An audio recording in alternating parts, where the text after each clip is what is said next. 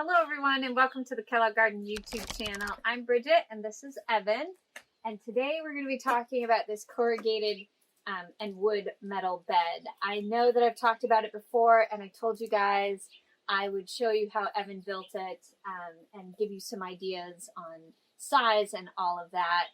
So today we're going to talk about it, but first, if you haven't, go ahead and subscribe to the Kellogg Garden YouTube channel and hit that notification bell so you don't miss any great content. Also, if you like the video, if you could tap that like button, we'd appreciate that too. All right, so I think last year I told Evan that I really wanted some cool raised beds, and Evan's mom, my mother-in-law, had some of this corrugated metal from a project done at her house. So if something's not being used, I'll absolutely take it. All right. Somebody figured some extra material on accident. Yeah, to our benefit, right? So I asked him if he could make me some beds with it. And so we'll go through that. Now, when working with corrugated metal, it's really flimsy, really pliable. So you need to frame it in a bit. So he did that with redwood. This is redwood, right? Yep. So it's redwood. And then the other thing I wanted is I wanted it completely enclosed, and then I wanted it on wheels because I wanted to be able to move these beds around. So lots of tall orders, and Evan came through no problem. So first and foremost, you had to build the frame, right? Yep. So what did you use? Like, what are these? What did you use? So the frame, I used 2x4, and then I also took some 2x6. Like the bottom piece is 2x6 ripped in half, so it's like 2 5/8. But that way I could drive screws through it. I mean, you could get really, really long screws, but I kind of just opted to rip the 2x6 in half. It makes better use of the material, so you can stretch it a little bit, get a little more, cut down the cost a little. And that way I just drove screws up into these 2x4s. There's a piece of 3/4 plywood I use for the bottom. And then I notched the backside of this to kind of flush it all out so you don't see the plywood. Okay, so tell me about these screws on the corner. They're just like a smaller head deck screw. And I put 3 of them just to attach these 2 pieces together for the corner to give it a little strength. What are the dimensions of the bed? It's roughly 2 foot by 5 foot. Okay. 2 foot by 5 foot. And I made good use of the corrugated metal because most of it, I believe, I just cut in half, and I was able to, get 2 beds out of one piece. Yeah, I mean, so it's got an overhang on it, but so like overall it's 28 and a half by 63, so 5'3". Okay. And then what did you use for the legs? The legs are 4x4. I didn't use redwood. I had some cutoffs from work so that's just Doug fir. But the Doug fir is a little bit stronger. Redwood's pretty soft. And since that has like lag screws going up from the bottom holding the wheels on, I kind of opted for Doug fir anyways because it would be a little stronger. I did pre-drill those, and I used some lag screws. In construction, they're strong drive screws that I already had. So there's 4 of those in each one, and you could probably get away with just 4 legs, but because we have the pavers back here, and I didn't know exactly how heavy these are going to be, I opted to put a leg in the middle as well. And that way, if the wife's a little rough on moving these things around, I'm not worried about the legs collapsing. And I did beef up, there is 3/4 plywood on the bottom, but where the legs screw on, I actually put another piece of 3/4, so I actually have 1.5 inches just in those locations. So I used some of the scraps and just put a piece in where I basically screwed down from the plywood into the 4x4 to attach it, and then attach the casters on the bottom. And then you framed out the top up here. Yeah, with a 2x4, and then that's also screwed from the frame, which is, it's I stated it was 2 5/8, so basically I got 2 pieces out of one 2x6, one for the bottom, one for the top. And I believe I made actually the top one a little bit thinner, so that one's like 1 3/4, 1 7/8, something like that. So what was the hardest thing about this project? Yeah, I mean, you want to make sure that you get the legs on there good, that you got, like I said, I put another layer of 3/4, and, you know, I mean, that dirt ended up getting pretty heavy, and, you know, so making sure that it's strong enough that you don't break those legs off, because if you do, it'd be hard to repair, you know, and making it durable. I mean, it's fairly simple. It just screws together. The top part, I actually use like a Craig jig to drive screws in the corners, to just kind of suck the corners together.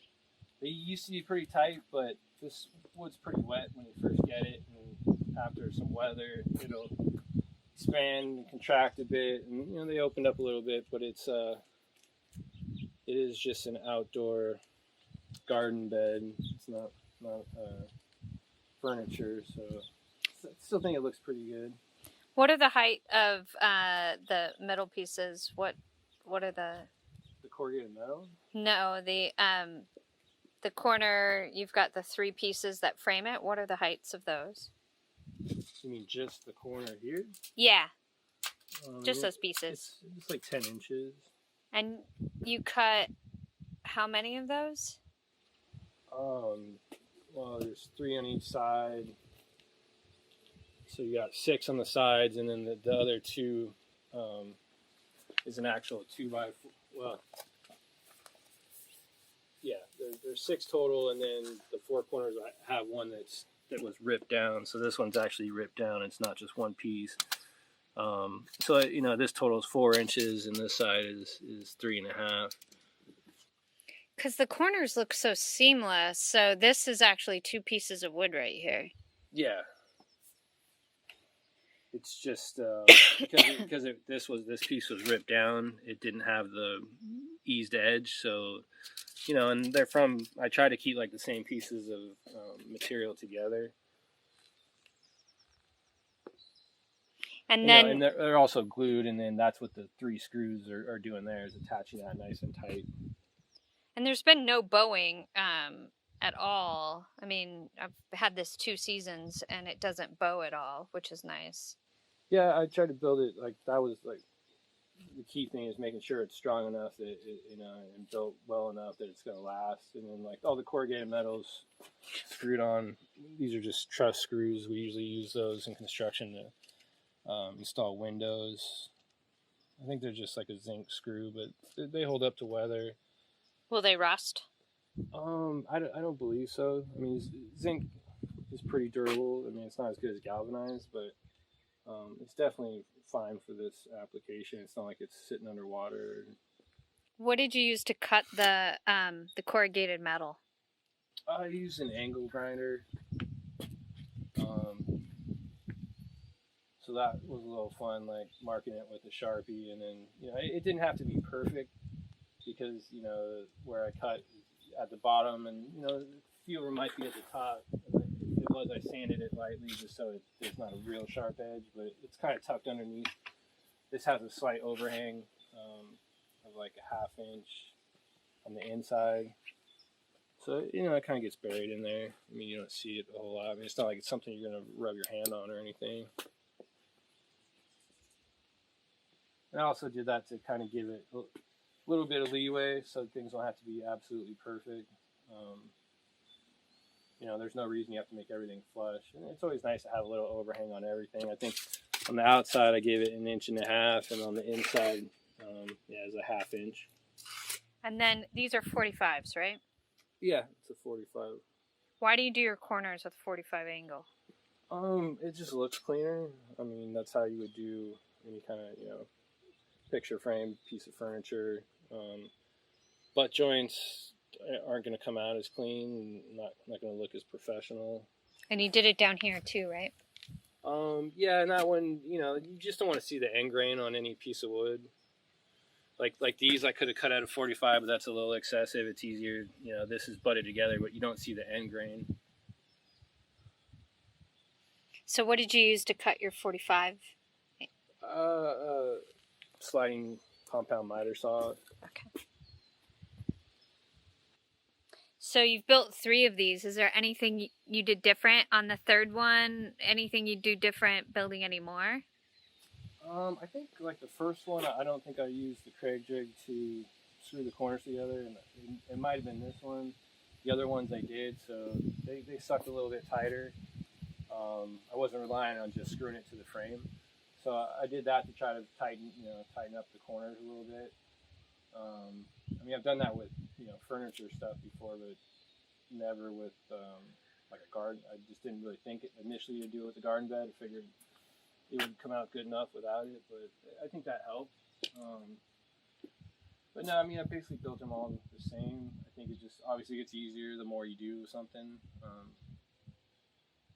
But yeah, they're a little time consuming. How long do you think it takes to build one of these beds?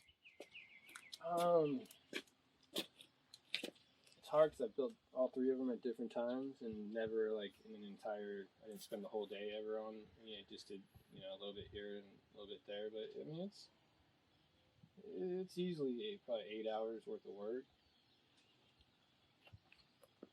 Now, if I were to build a whole bunch of them together, then you could cut that down. Like cut all the pieces for if you're going to build several of them, like 3 or 4 at a time.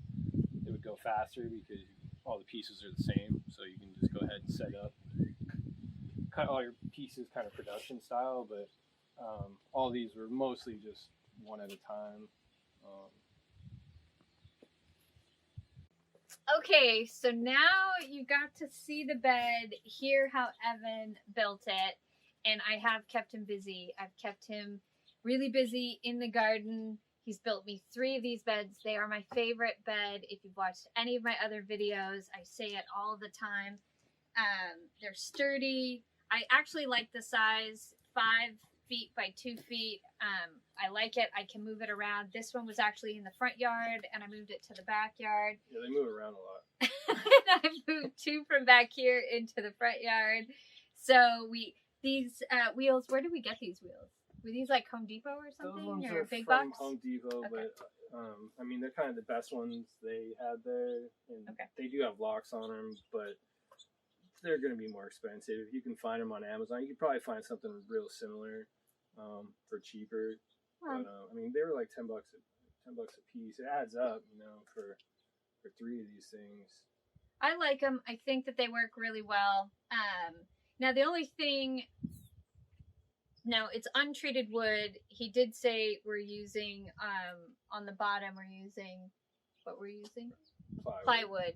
So now on the plywood, you can get plywood that doesn't use, so the thing that makes plywood something most people don't want to use in an organic garden is that they use formaldehyde in their glue, right? So the glue that puts all those layers together, there's formaldehyde in it. Now, I wasn't as worried about it because it is on the bottom, and we line the bed a bit with some landscaping cloth, and since that's way down there, I wasn't as worried about it. You can find plywood that doesn't have the formaldehyde glue. It's going to be a little more expensive, and I don't know a lot about that product, so but you can find that. Now, but it does save you money. I didn't want to use really nice wood on the bottom, so that's what we put down there.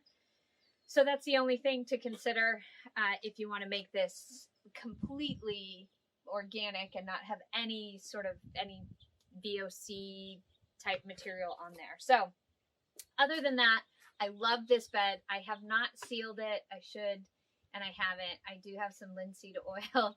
And I haven't done it yet, but possibly I will either this season or next. So if you have any questions, go ahead and leave them in the comments below, and I'll do my best to answer them, or I'll have Evan answer them for me. I appreciate you guys joining us again, and thank you for those of you who reminded me that I promised to get this video out. I use these beds all the time. Evan's a busy guy, so I have to grab him when I can to come in and help me explain how he built these beds.